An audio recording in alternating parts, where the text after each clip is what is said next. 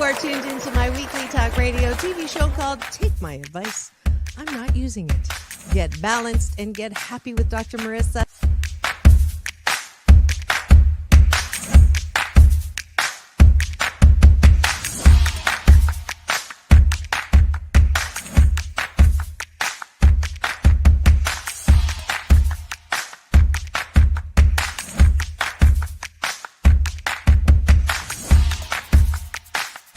And this show is about hope and happiness. So there's no gossip, no scandal. Instead, I want you to focus on your own reality show and how you can be happy 88% of the time. So I have shows and topics.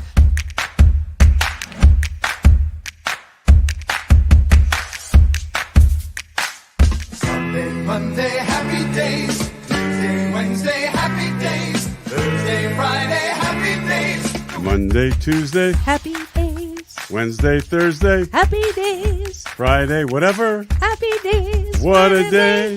Na, na, na, na, na, na. I love you. I love you too.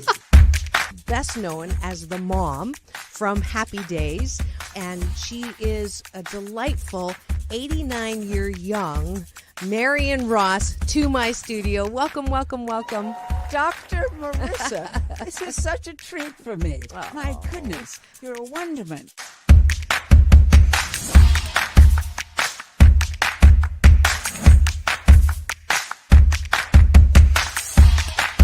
Which is exactly the kind of guest that I like. Those who have gone through life, good and bad, and then taken those experiences to alchemize them into the person they are now and doing good on the planet. I'd like you to welcome Corey Feldman. If you're grateful for it and you say right away, thank you, God. Oh, my God, it's so beautiful. I'm so blessed. Thank you, thank you, thank you. Then guess what? More good things will come to you. Does this sound familiar at all?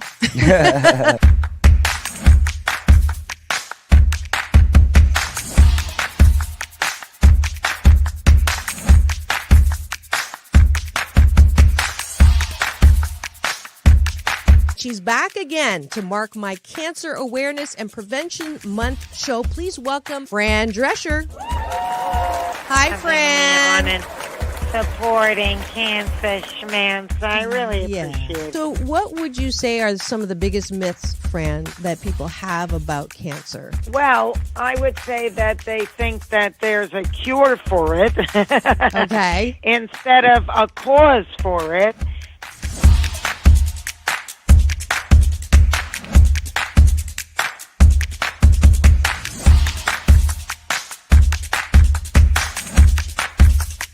This is the first call-in show when I get to be Dr. Marissa, the kinder, gentler Dr. Laura. And people call in to get their life tires balanced and their critical thinking or their BS, their belief systems, smog checked. And today I am delighted to have Malie calling in from Birmingham, Alabama. We could go 90 days and end up having terrible sex. And then you say, well, the relationship's not all about sex. Well, if I'm not getting great sex from you, then I'm going to get it from somebody else. Right? That moose just got put on the table. And I see Josh and Jim. I have to agree You're with Clyde. both nodding. Ramon's sort of half nodding because his wife's listening. But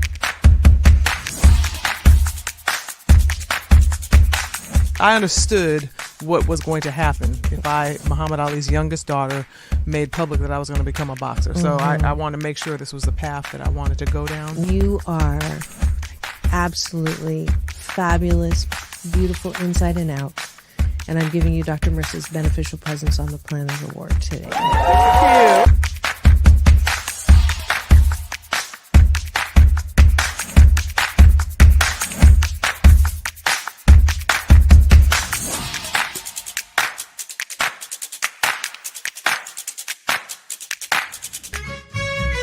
Just sit right back and you'll hear a tale of a fateful trip that started from this tropic point. When I go, I'm gone. Are you lonely? No. Nah, I knew that was going to be But the answer. I surround myself with people. I mean, I'm always the one cooking for things. Or I'm always the one that decorates first and come to my house. All the orphans that have no place. I'm going to have no place to go, so I can come over. Come on over. And life is so amazing if we can see it. off that exhausting hamster wheel and into balanced living with Dr. Marissa. Promise you joy in the mystery. Dr. Marissa, also known as the Asian Oprah. Her mission, to be a beneficial presence on the planet. Her purpose, to be your personal advocate to live, laugh, love, learn. Her life motto, don't die wondering. Take back your life with Dr. Marissa Pay.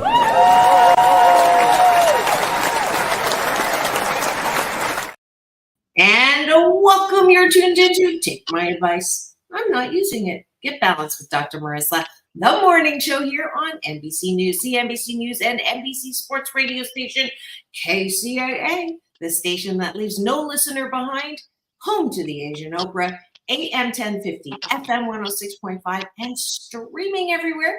iHeartRadio, Spotify, Stitcher, iTunes, TuneIn, Audible, Amazon Music, T-Live, Rumble, Podchaser, Spreaker, Streaker, you name it, I'm there. And I am your hashtag positively opinionated host. Frank, could you check that gerbil sound again? So every once in a while. Do you have earbuds, James? If you do, I'll try on my end again. Yeah, it's silent here. Do you hear the gerbil? I don't. Oh, okay. Do you hear the gerbil straight Troy in the thing? Every once in a while, I don't know. It doesn't always happen, but I don't know if Frank hears it. That's the most important thing, is as long as my listeners are not listening to the gerbil, I can deal with it. But I am so delighted to have you here on this show. Consecutively 604, 1,071 shows. This is a show about hope and happiness. So there's no gossip, no scandal, no K words, no Kanye talk at all, formerly or now, because I want you to be happy 88% of the time. So focus on your own reality show with guests and topics to that end. And special series. We are Thursday because I have my new fabulous, good-looking, wink, wink, co-host for Straight Talk. He is James Hawthorn, and let me just read you a bit about him. He is, the gerbil seems like it's gone. That's awesome. He's an actor, host, film festival co-founder. That's how I first met him, and personal trainer. In other words, a true Angeleno. He dates regularly and relationships occasionally. Yes, he verbed that word. His East Coast roots are now intertwined with 13 years of living in LA for a unique perspective on all things dating and relationships, which is why he is my new co-host here. And let's welcome him back to the studio.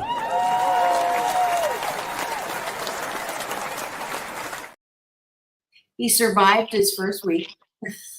Thank you, Dr. Marissa. How are you feeling? Doing pretty good. How are you today? I'm good. I'm going to try to fix the gerbil, but you can start off the gratitude sandwich, which is something that I started about a year ago so that we would start in the most positive way. What are 8 things that we are grateful for? And we'll take turns. We'll go to the Cashew Gallery, where Troy Pacelli is streaming in from Chicago.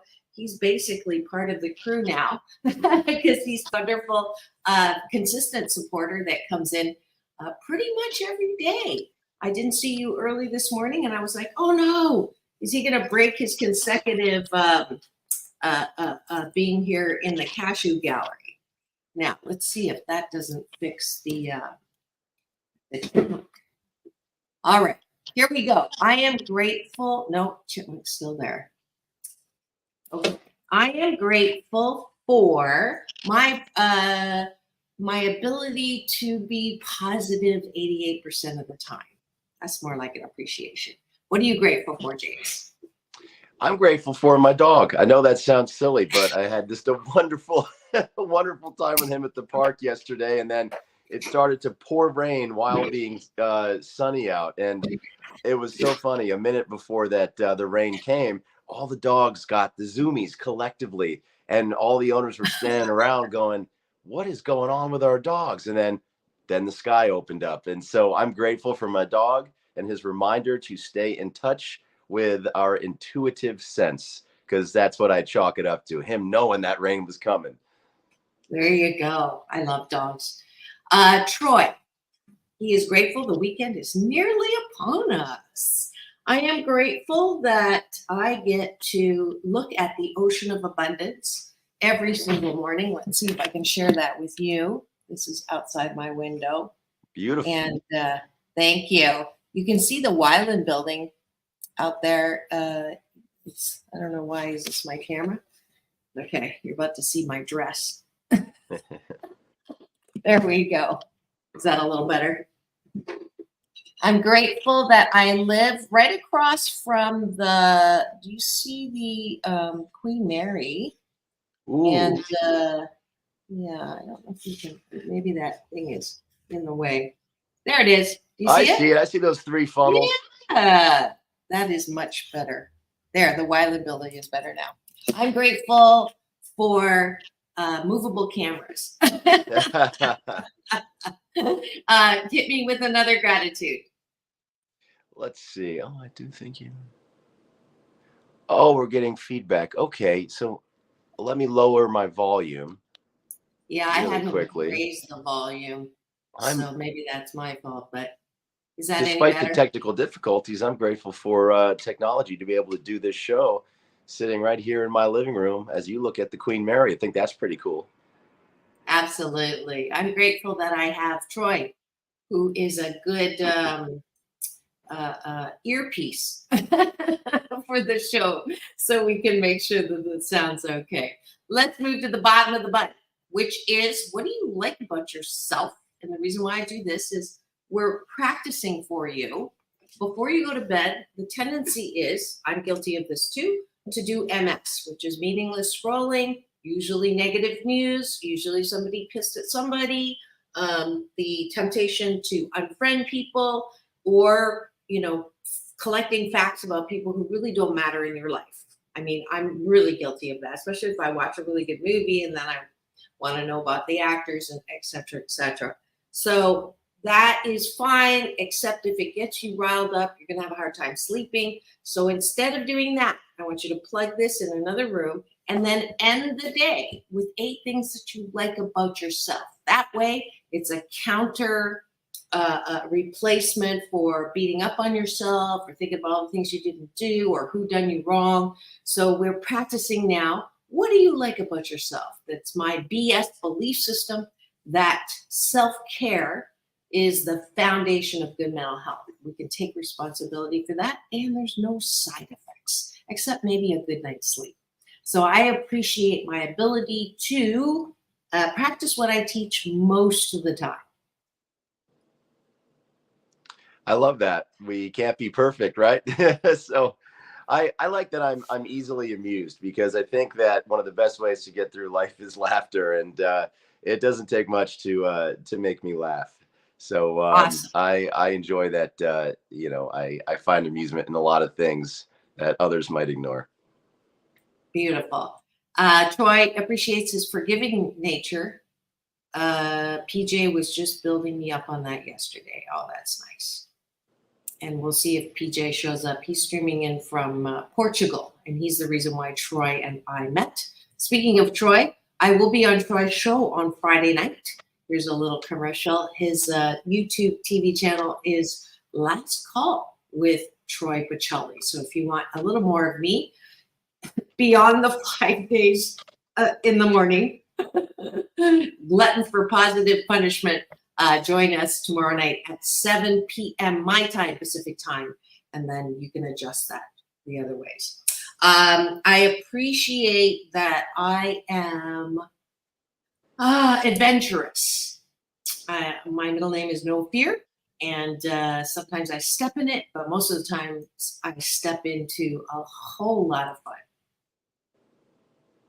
James, one more.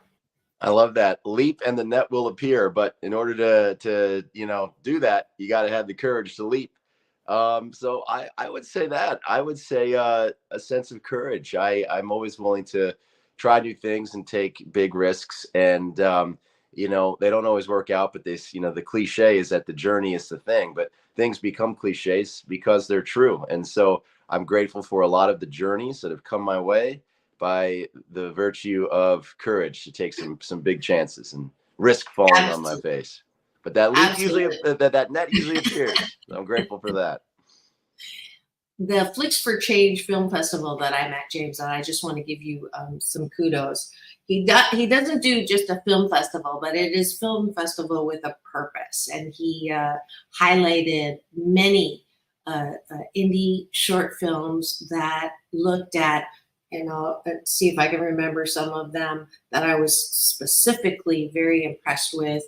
Short films about the child slave labor that goes into making those rugs that you think are so wonderful, and just how they need the little fingers. But can you imagine a 4, 5, 6-year-old? That's what they do for their lives, and it was just heartbreaking.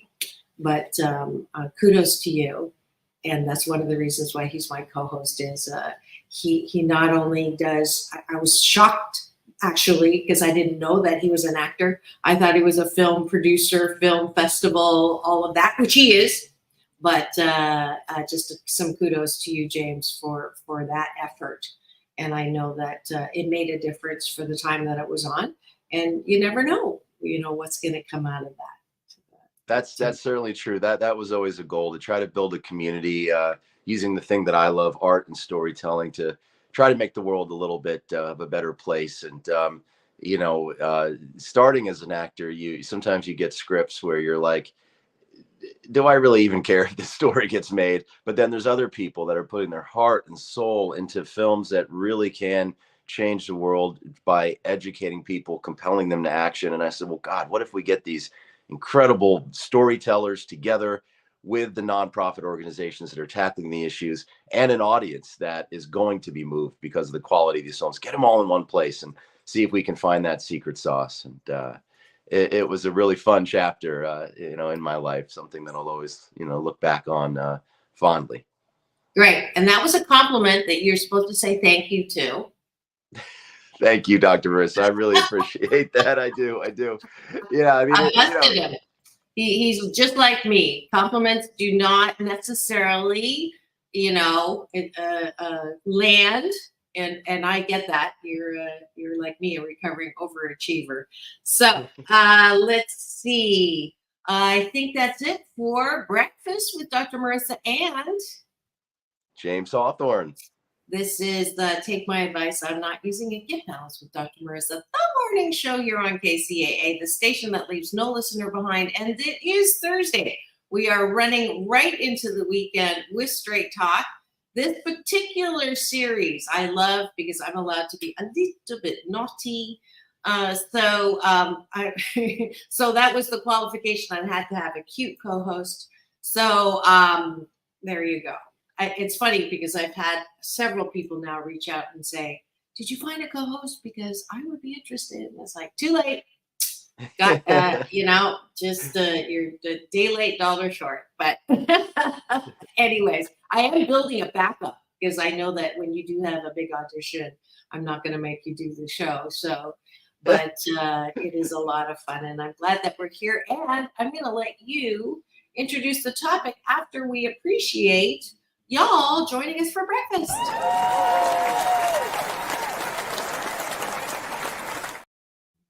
And thank you for the finger. Somebody gave us a finger, not that one, but this one.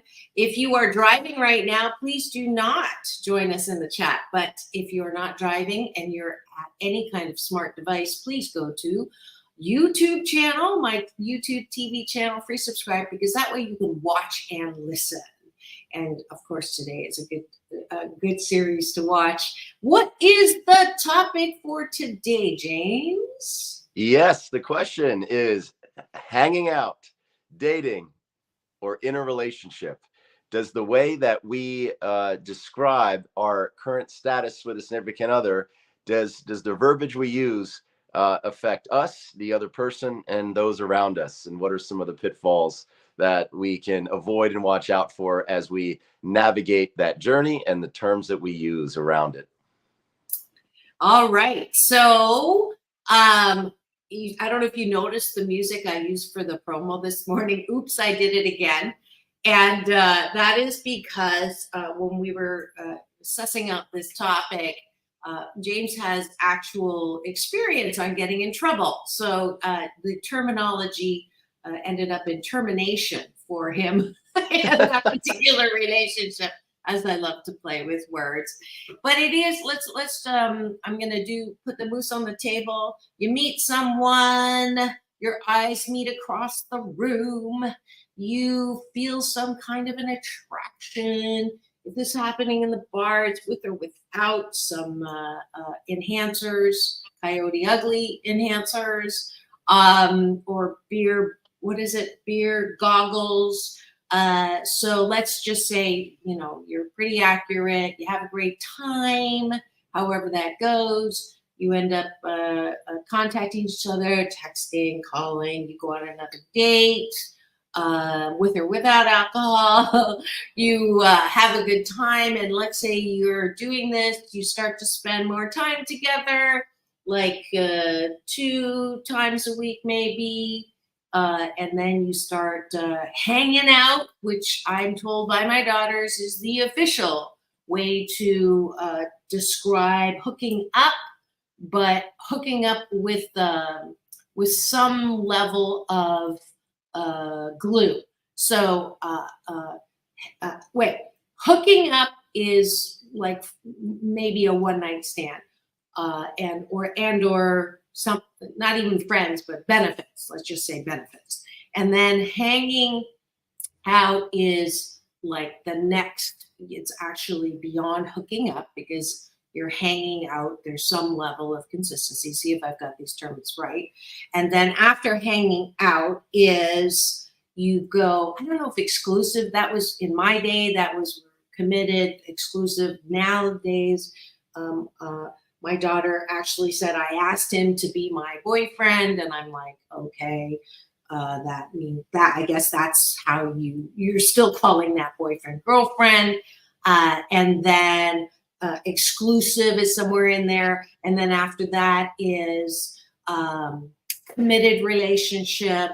And then after committed relationship, you're committed to an institution. No, I'm just kidding.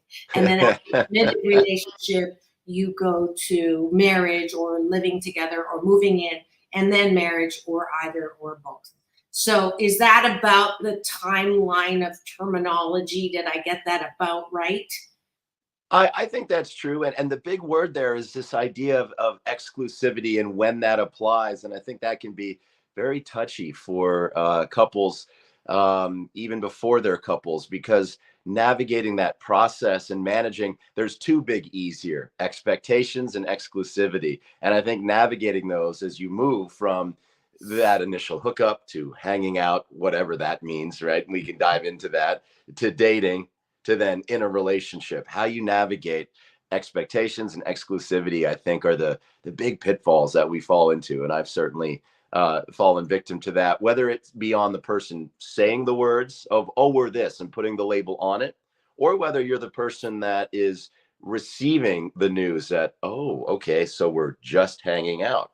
Nice to know that that's all I mean to you, right? So there's some challenges with how we use those words and them circling back around to us through mutual friends or whatever it may be. And, it can be a sticky process to make it through those levels. If you think of dating like a video game, to make it all the way to relationship with somebody that you really like, sometimes the verbiage can get you in trouble. James?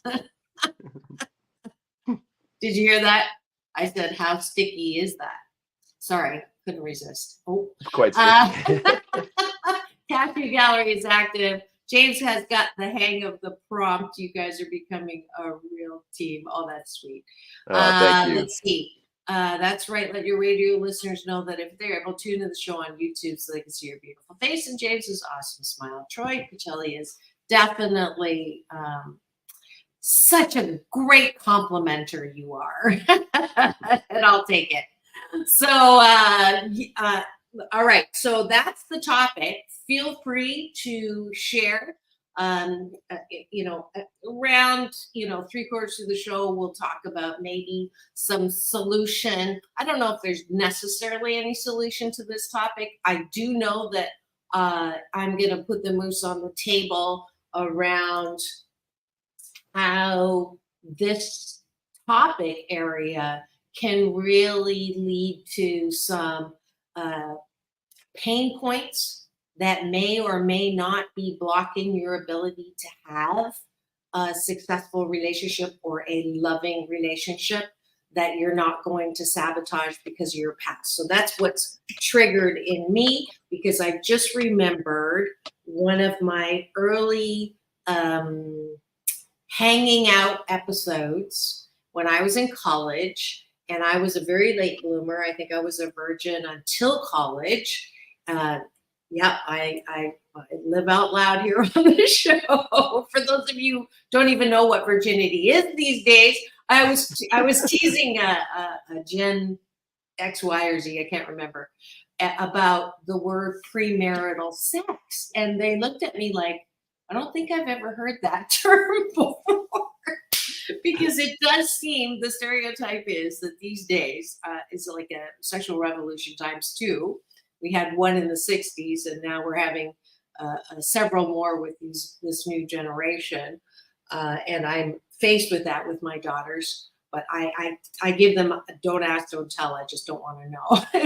But we've already had that discussion several times, by the way, because I didn't have that discussion when I was a kid. So the joke is, in our house, I went to the extreme of, talking about the birds and the bees and all that, to the point where my kids would say, Mom, is there one dinner that we can have where we do not have to use the V word? And I'm not going to say that out loud because I did get in trouble for saying that V word. But you can imagine. But sorry, I digress. My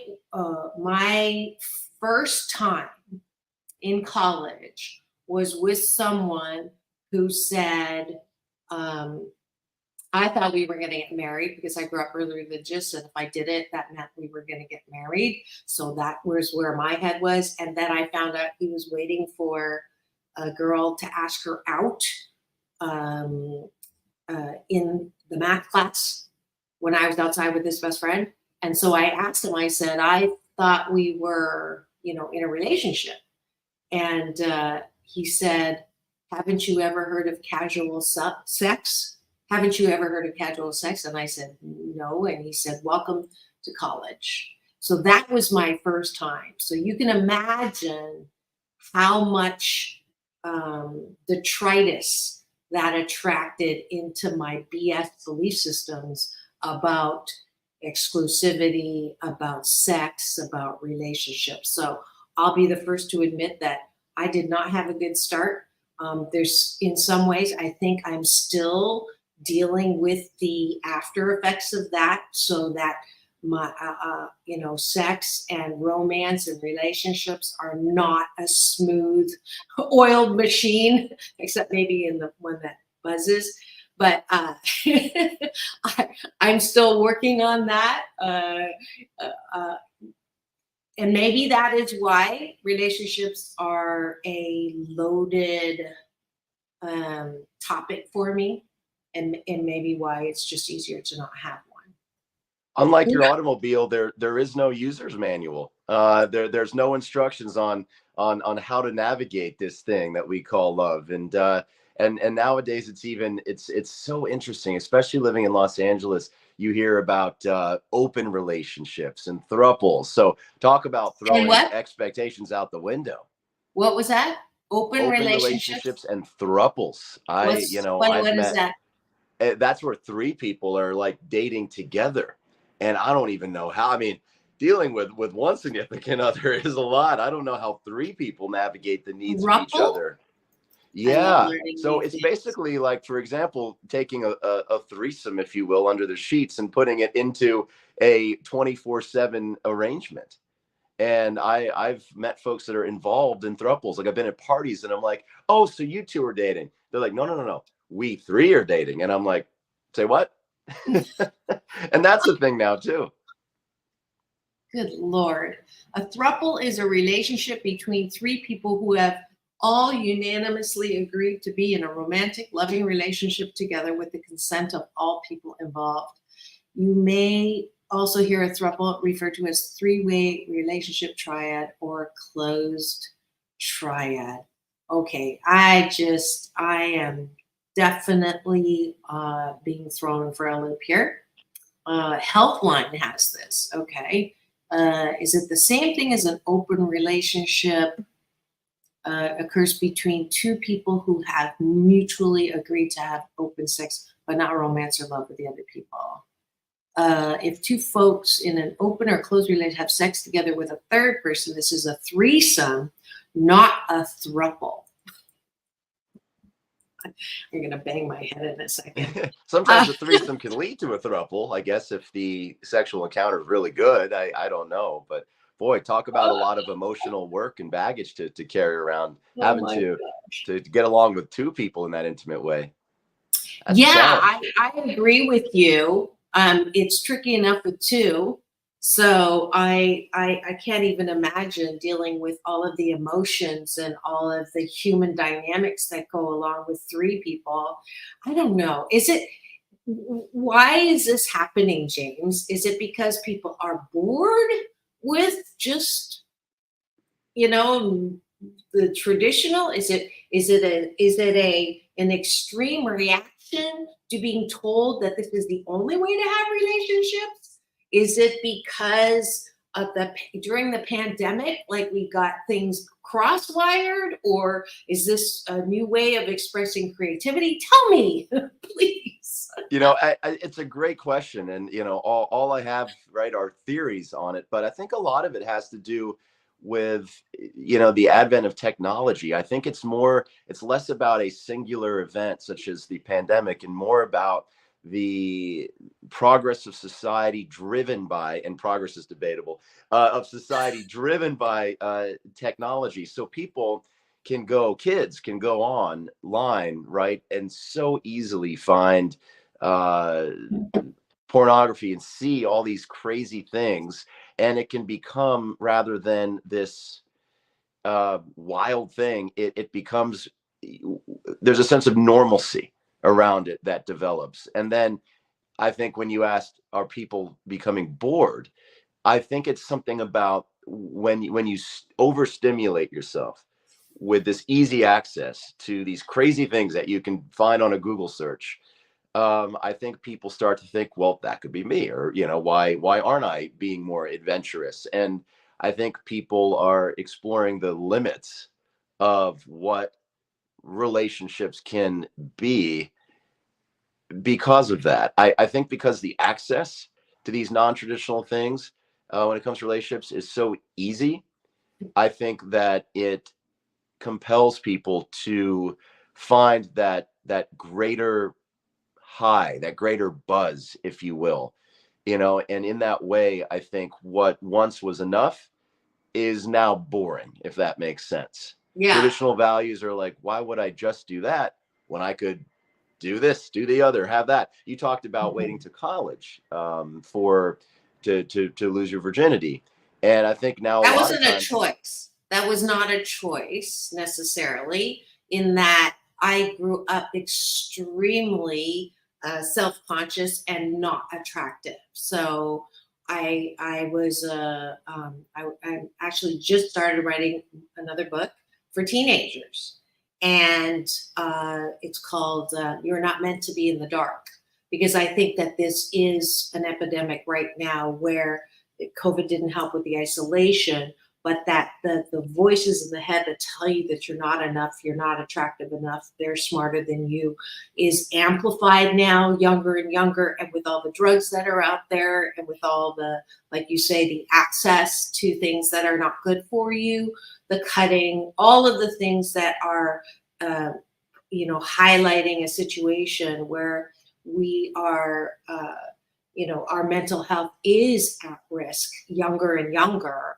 I've been, sort of led to believe this is my next book, to focus on that voice, because that's my happiness coaching expertise, is dealing with that critic in the head. But I was I was overweight. I had really bad acne and very thick glasses. I had a -9, and I was called a chunk, which is a fat. And then I'm going to use this horrible expression, but just so you know, that's the level I was at in high school. Early high school, I was called a fat chink, which is a chunk. And so that did not preclude, I did not look like this. I was not modeling at the time. But I carried that level of body dysmorphia and looks, so even when I did start modeling late in high school, I still didn't see myself as attractive enough to have sex. And any guy that would want to have sex was, delusional kind of thing. It's not that bad now, but it's still, I still have that stuff in the back of my head.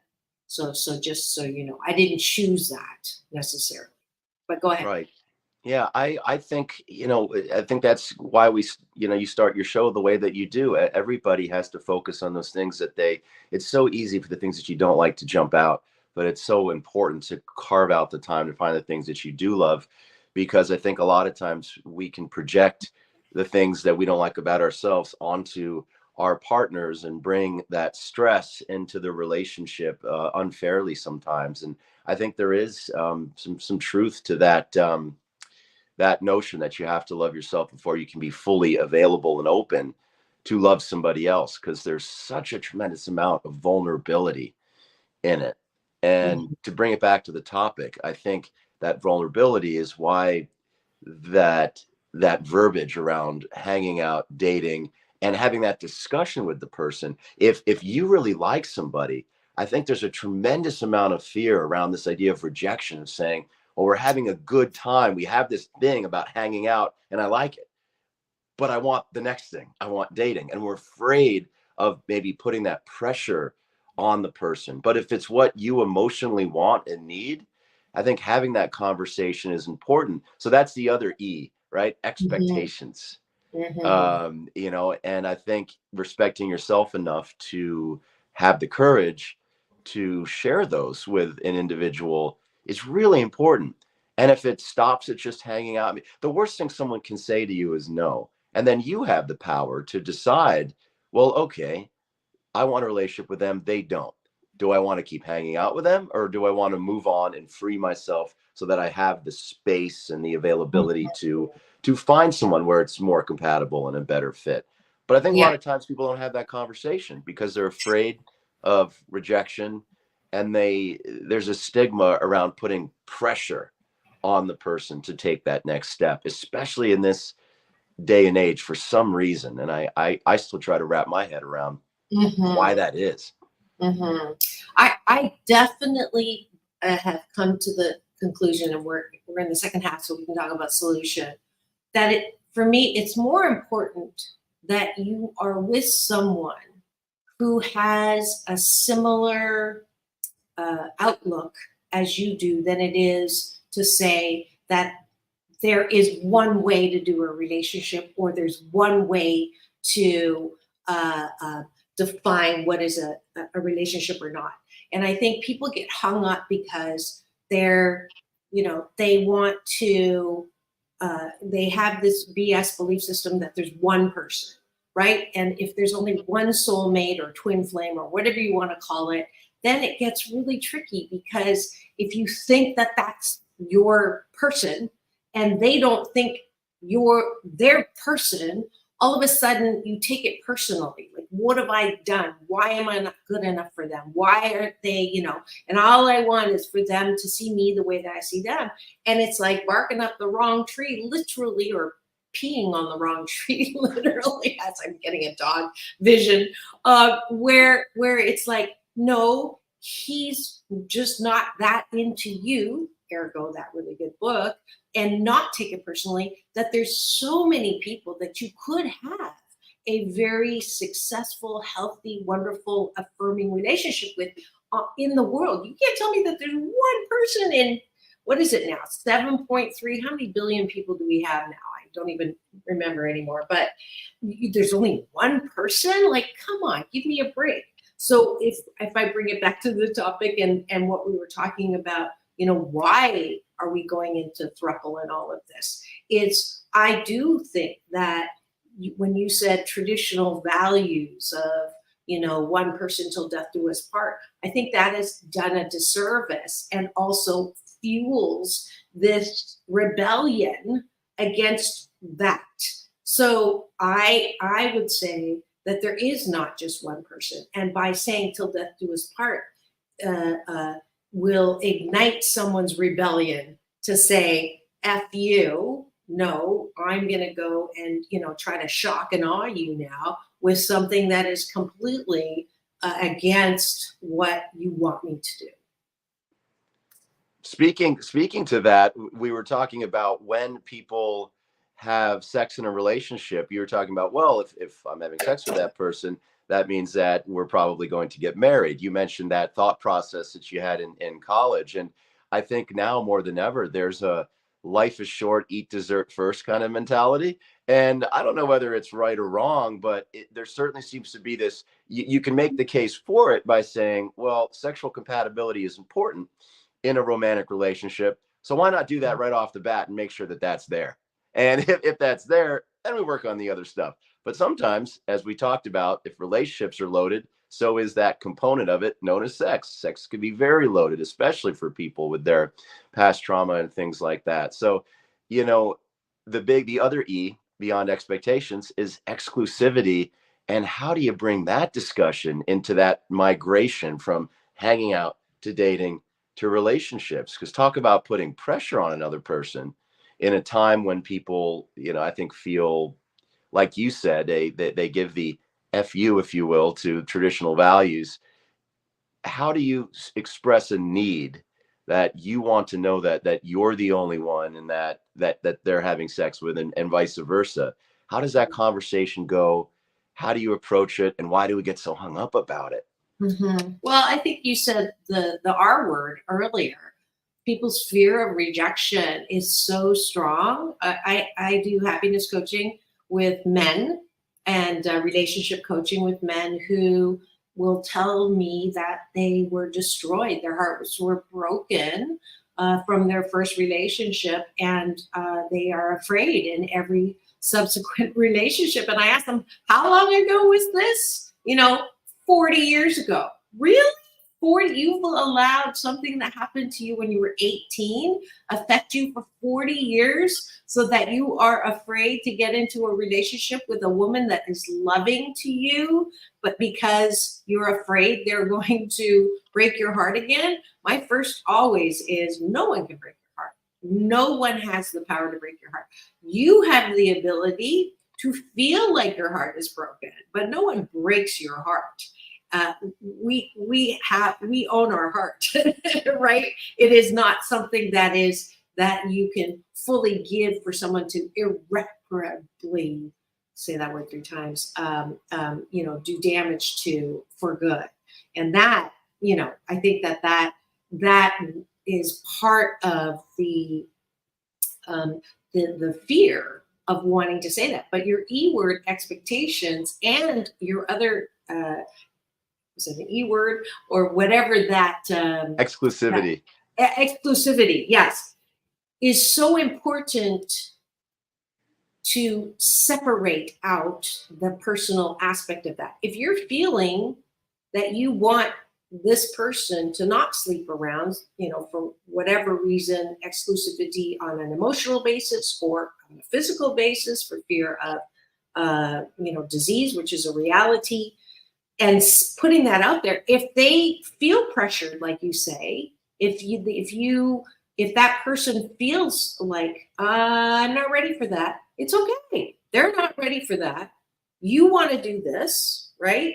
They don't want to do this. So then you decide, okay, I can stop doing that and go elsewhere, or I can back off and I'll date other people too, not because I feel like it, but, so that I keep my own expectations in check. But it's not a personal rejection of you. They're just not where you are. If you can say they're just not where I am, that takes the zing out of the rejection. It's not personal. They're just not where you are. And then you make the decision. How much more time am I going to invest in this relationship? And in the meantime, can I enjoy the relationship? I tell my kids all the time, just have fun. And it's like, my girlfriend said, you tell that to your kids? And it's like, yes, I tell that to my kids because they're in their early 20s, right? They're still exploring who they are, what they think a good relationship is. So have fun with it. If you can't have fun with it, if you're overanalyzing your relationship, you're losing the fun that is intrinsically part of the relationship. And that, my friends, is such a waste of time. I think that's tremendous advice. It reminds me of that adage or that description where we're dragging all of our baggage from the past into the present. And then in the present, all we're doing is worrying about tomorrow. So what is happening today? If we're bringing all this with us today and all we're thinking about today is about the next step, we're not enjoying a darn thing. And yes. That advice to enjoy it and be present is great. And if there is uncertainty about what's happening tomorrow or where the relationship is heading, you can certainly have that conversation in, I think, a non-demanding way. You can just be like, hey, I just want some clarity. Tell me where your head's at. And as opposed to going into it with this idea that I want them to accept that I want to go from hanging out to dating, or I want to go from dating to a relationship where we're working on building a future together. Instead of thinking, I want them to want the same thing I want, how do I discuss that with them? I think it's better to just check in and be like, hey, I'd like some clarity. Where are you at? And then I think what you say next becomes apparent in the moment, and trusting your ability to adapt in the present to what the other person's giving you. I think we don't give ourselves enough credit to receive information, take a deep breath, and adapt to what we're hearing.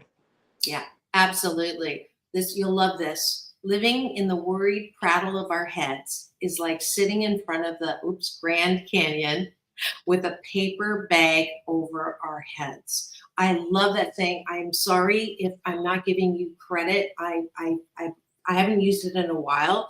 I think it's a Native American saying, which would be so amazing because it is Native American Heritage Month. I do believe that's where I got it from, but I'm not going to quote myself or have that error. But okay, Troy Pacelli. I think the reason people think that there's only one soulmate for them is because generally when you find them, you stop looking. Fair point. However, I do believe that our upbringing in the Book of Cinderella or Snow White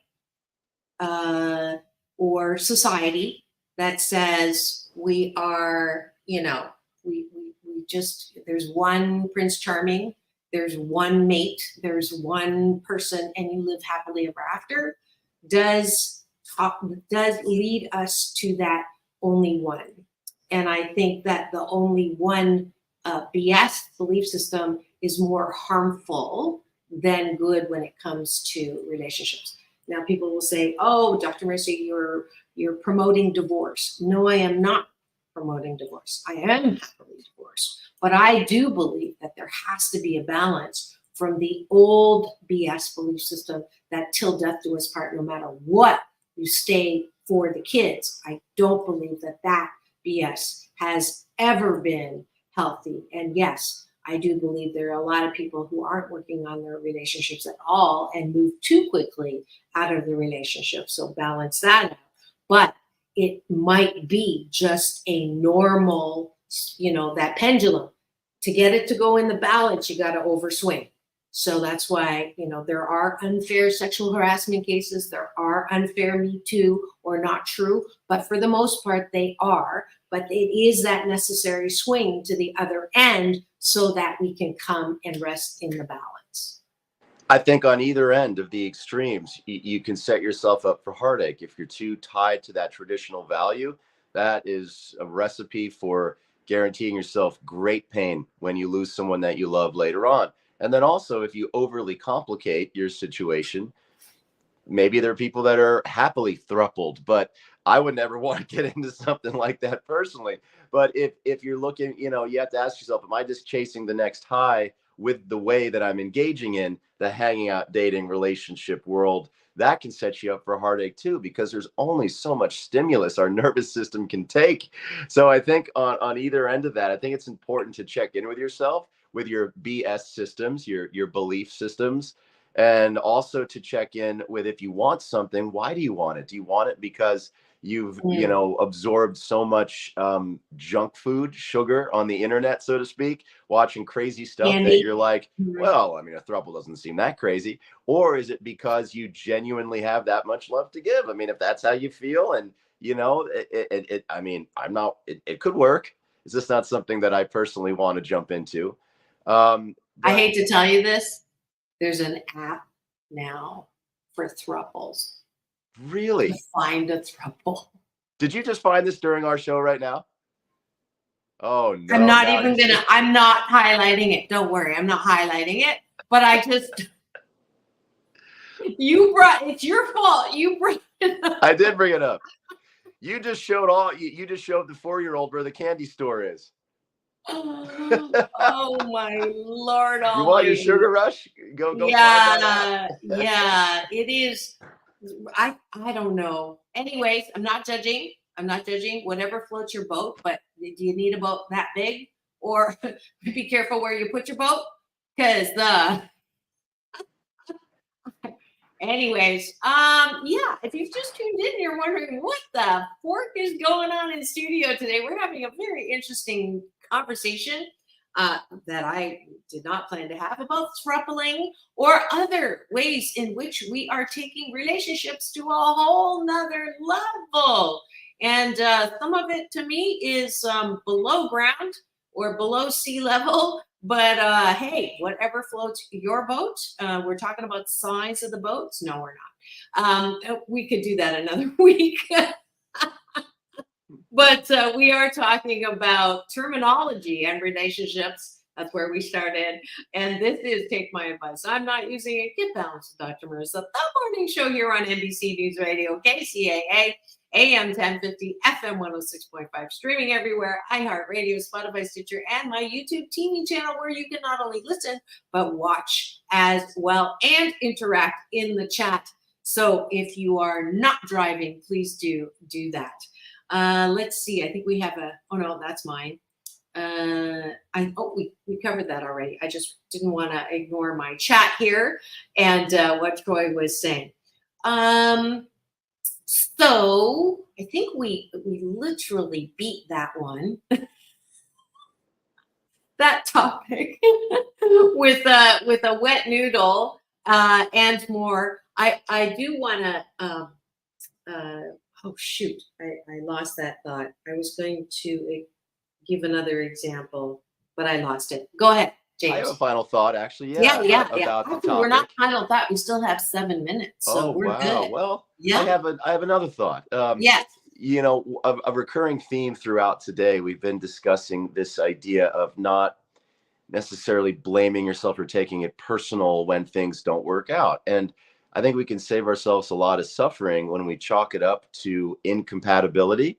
And I think that if we go into difficult relationship conversations with that understanding that sometimes it's just not the right time or the right person at the right time, navigating those two big E's of expectations and exclusivity as you go from hanging out to dating to relationships becomes a lot easier. And then those discussions around them becomes easier if we can just say, hey, it's not me, it's not you, it's just what's happening in between isn't working. The chemistry isn't there. There's just incompatibility. And then, that allows you to absolve yourself of this blame and making it personal, and also allows you to, I think, treat the other person with grace. If it turns out that you're not on the same page with what you want from one another. Yeah, absolutely. I was just curious on where that expression came from. This is where my mind goes. Whatever floats your boat. Right. So they're saying they actually don't know on this particular one. So I'll keep looking. But I I love that EE thing you're doing though. That's kind of cool because you know how much I love doing the wordplay. I love the Grand Canyon with a brown paper bag over your head. For anybody listening who's never been to the Grand Canyon, I have to promote it. I did a cross country road trip during the pandemic, helping a friend get from LA back to their family in New Jersey, and she's like one of my best girlfriends. So we went and did that together. She actually helped me produce the film festival for 5 years, so we became very close through doing that. And we stopped at the Grand Canyon, and that cliche of, oh, it's breathtaking. Nothing has taken my breath like actually standing on that Southern Rim Trail and looking out across it. It's so breathtaking. You're like, where's the green screen? You feel like you're looking at a fake backdrop that's been painted, and you're like, no, that's nature. And that's what's absolutely shocking about it. So if you need to be humbled and you want some real beauty, carve out the time to see what nature carved into the earth and go check out the Grand Canyon. That's my plug for that, by the way. There you go. We'll have to get them to be a sponsor of the show. Right. So I can't read all of this out loud, but I learned something else new. It says the term that whatever floats your boat. The term used to be, I'm glad that makes you happy, even though I don't get it myself. Okay. It comes from the term man in the boat, referring to a woman's body part and female genitalia. So if your boat is floating, you are quite happy. Did you know that? I did not. That is enlightening. We're just learning all kinds of things here today. You just never know what's going to happen here on the show. So I don't know if I'm going to be able to use that term, what floats your boat. Now that you know, you can't unknow. Without laughing. I do want to go PG for a second, though. Have you ever been to Sedona? I haven't, and it's on my list. I hear it's equally stunning.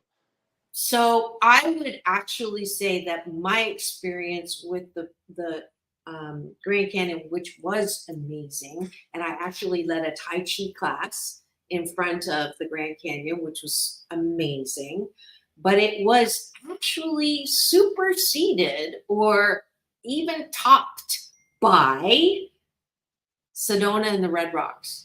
So you definitely need to put that on your bathtub list, not your bucket list, because those are too small. So I'm going to move that to the top of your list, because when you go there, you will be like, okay, I know what Dr. Marissa was talking about. The Red Rocks of Sedona are just so amazing. It's incredible. Oh, geez, we're 2 minutes. So we had our final words just now. And I do want to thank you for joining us today on Straight Talk with Dr. Marissa and James Hawthorn. Thank you, my everybody. new co-host. And we've had a lot of fun talking about the topic today. Hopefully you have learned more than just throuple and what floats your boat. But if that's all you took away, go figure. We're so delighted to have you tune in every Thursday at 9, right after the NBC News here on KCAA, AM 1050, FM 106.5, the station that leaves no listener behind. Tune in tomorrow when it's Straight Talk. It is Tempting Conversations with Dr. Marissa and the daughter of the founder of the Temptations, Alon Carter, and we'll be tempted to talk about who knows. Just so delighted that you're here. Thank you for tuning in. James, if you would join me, it's all about balance. Peace in, peace out. World peace through inner peace. Now go and have the best day ever. We'll see you tomorrow. This is Dr. Marissa reporting live from her living room with my brand new my brand new wonderful co-host. What are you going to do to me?